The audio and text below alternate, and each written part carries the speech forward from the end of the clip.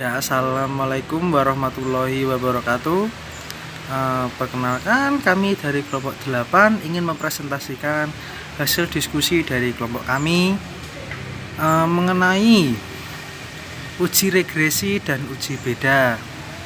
Ya, pertama-tama kenalkan dari kelompok kami, yaitu ada saya Hafid Nur Alamsyah, dan selanjutnya ada Aida Iftoria Hasna Husnia, dan Isfi Safila dan Afifa Rahma Nur Salim.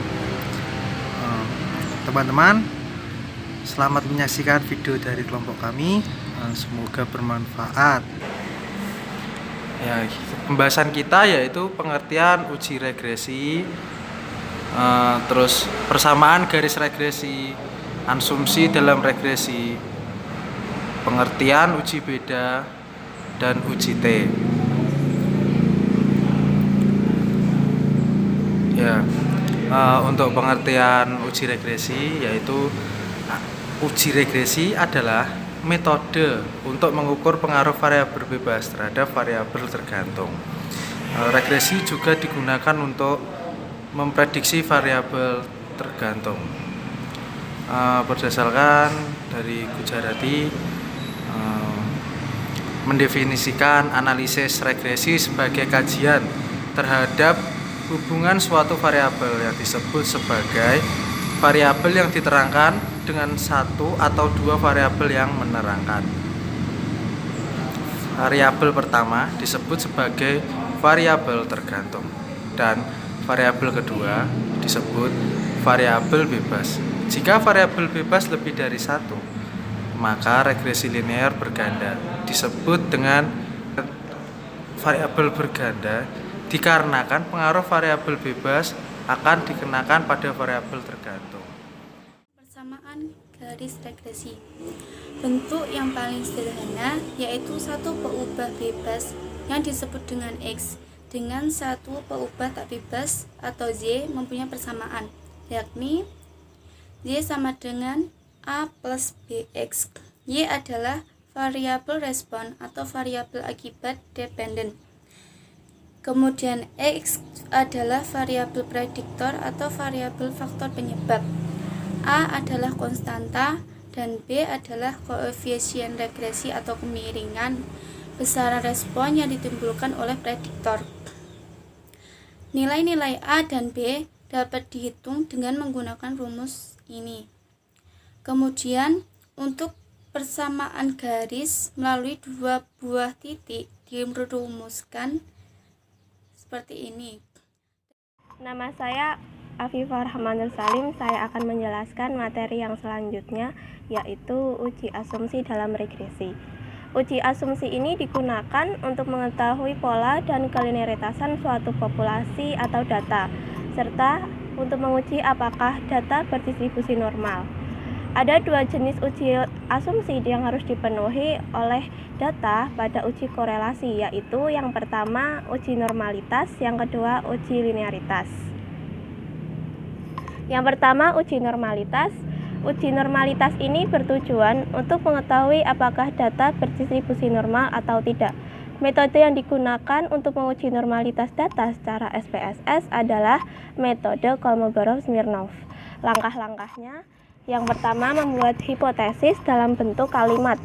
Misalnya, H0 untuk data berdistribusi normal dan H1 jika data tidak berdistribusi normal. Yang kedua, yaitu menentukan resiko taraf kesalahan. Maksudnya, menentukan besar peluang untuk membuat resiko kesalahan saat mengambil keputusan untuk menolak hipotesis yang benar.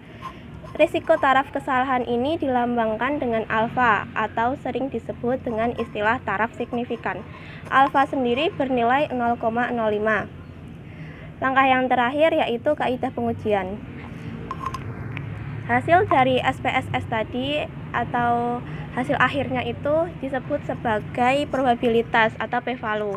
Jika probabilitas ini lebih besar daripada alfa yaitu 0,05, maka H0 diterima. Namun, jika probabilitasnya lebih kecil dari alfa atau 0,05, maka H0 ditolak. Yang selanjutnya adalah uji linearitas. Uji linearitas ini untuk membuktikan bahwa regresi yang didapat berbentuk linear. Langkah-langkahnya sama seperti tadi menggunakan SPSS. Yang pertama, membuat hipotesis dalam bentuk kalimat. Misalnya H0 data kelompok A dengan data kelompok B tidak linear, dan H1 jika data kelompok A dengan data kelompok B linear. Langkah yang kedua yaitu menentukan resiko taraf kesalahan, sama seperti tadi, yaitu alfa dengan besar 0,05 atau disebut dengan taraf signifikan.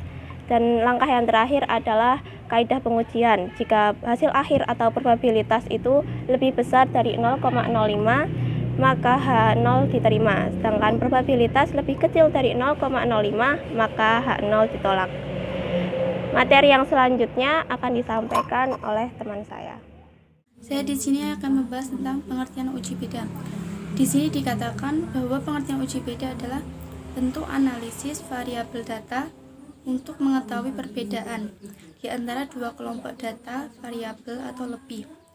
Analisis komparatif atau uji perbedaan ini sering disebut juga dengan uji signifikasi. Jadi kesimpulannya pada intinya, uji beda adalah sesuai dengan namanya, uji beda. Uji ini digunakan untuk mencari perbedaan, baik antara dua sampel ataupun beberapa sampel. Saya Aida Iftoria Hasna Husniah, NIM 193111200. Di sini kurang lebihnya saya akan membahas mengenai uji T.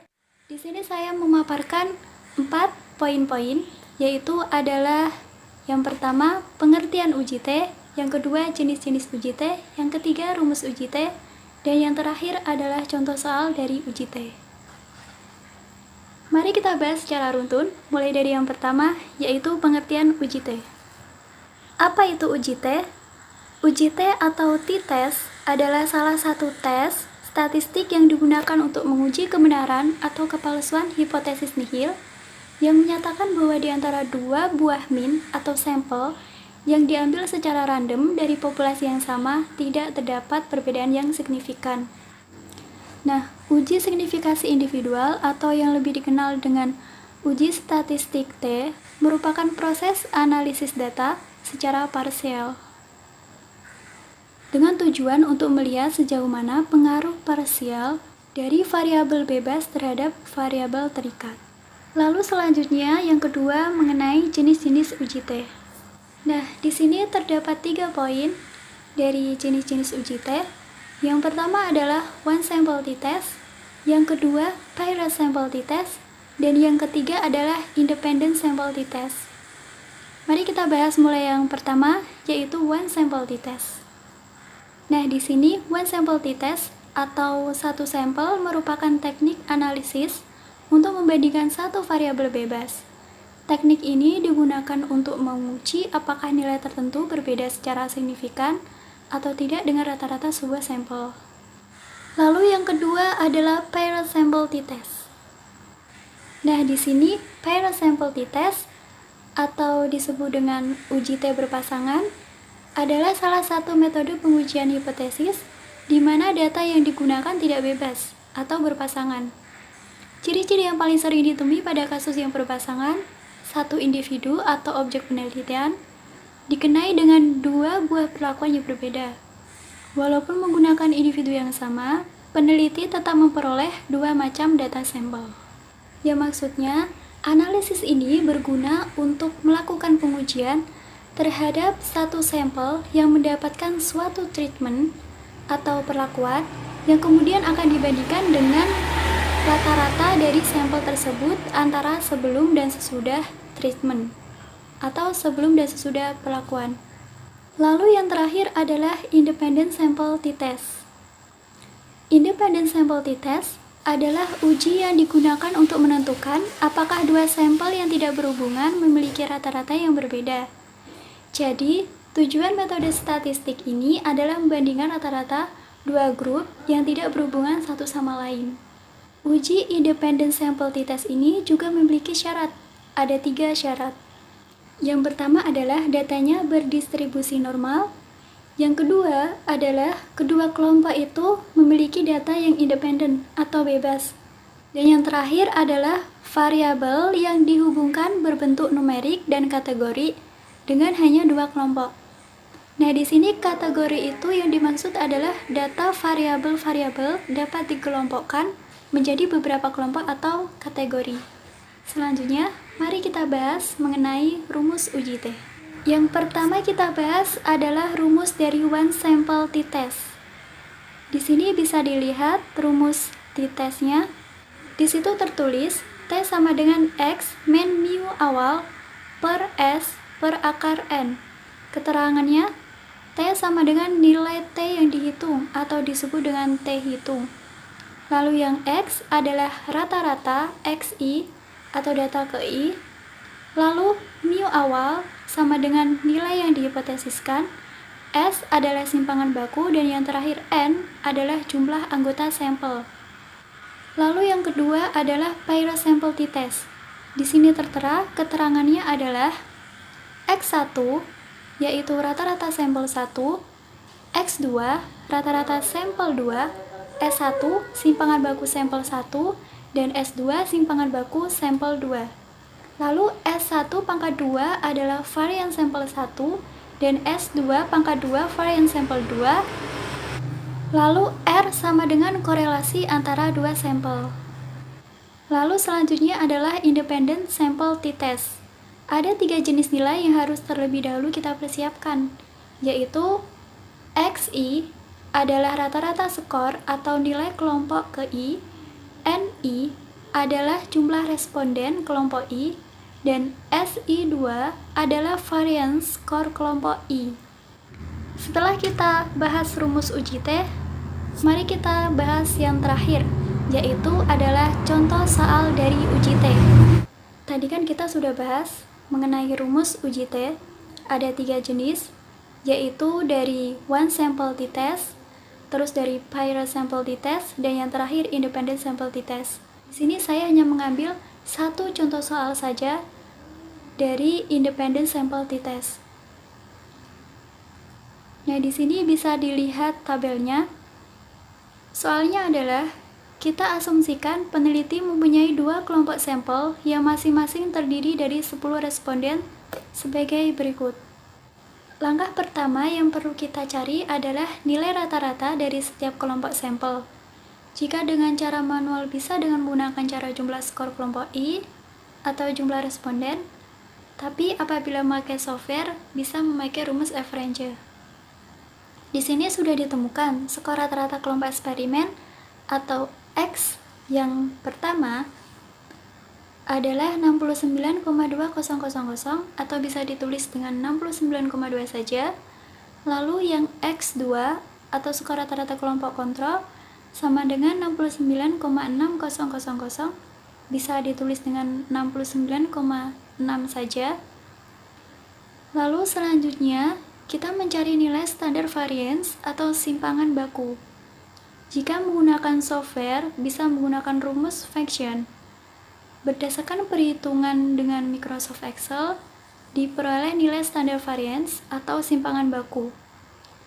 Yang pertama, standar variance kelompok eksperimen sama dengan 16,17236 dan standar variance kelompok kontrol sama dengan 11,72083. Setelah kita menemukan nilai-nilai tadi, lalu kita masukkan ke dalam rumusnya. Rumus yang tadi ya, yang sudah kita bahas, yaitu rumus dari independent sample t-test. Lalu kita masukkan, setelah kita masukkan, kita sederhanakan. Setelah disederhanakan, maka diperoleh nilai T hitung sebesar min 0,5669. Untuk mengetahui apakah nilai T hitung signifikan atau tidak, konsultasikan dengan tabel T dengan DF sama dengan N-2. DF adalah degree of freedom. Jika nilai T hitung lebih dari T tabel, maka signifikan. Tapi sebaliknya, jika nilai T hitung kurang dari T tabel, maka tidak signifikan. Nah, setelah menjelaskan mengenai uji T secara general tadi, lalu ke khusus-khususnya, yaitu jenis-jenis uji T, rumus-rumus uji T, dan sampai kepada contoh soal uji T. Kita dapatkan dari Penjelasan tadi mengenai uji T. Yang pertama, uji T dipergunakan untuk mengukur atau menghitung perbedaan dari dua atau beberapa min atau rata-rata antar kelompok. Lalu tadi telah membahas mengenai jenis-jenis uji T juga.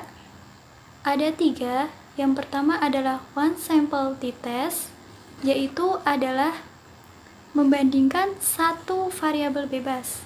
Pair sample t-test menggunakan metode pengujian hipotesis dengan cara berpasangan. Lalu yang terakhir adalah independent sample t-test, yang di sini digunakan untuk menentukan dua sampel yang tidak berhubungan apakah memiliki rata-rata yang berbeda. Sekian dan terima kasih telah menonton video kelompok kami. Mohon maaf apabila ada kesalahan dan kekurangannya dari kelompok kami. Wassalamualaikum warahmatullahi wabarakatuh.